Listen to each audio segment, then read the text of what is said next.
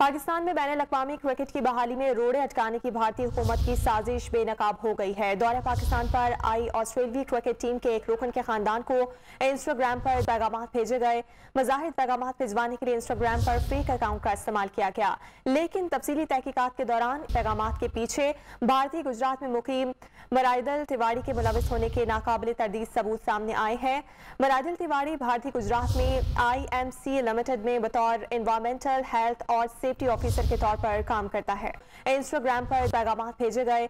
मज़ाहिर पैगामात भिजवाने के लिए इंस्टाग्राम पर फेक अकाउंट का इस्तेमाल किया गया, लेकिन तफसीली तहकीकात के दौरान पैगामात के पीछे भारतीय गुजरात में मुकीम मराइदल तिवारी के मुलविस होने के नाकाबिल तरदीद सबूत सामने आए हैं।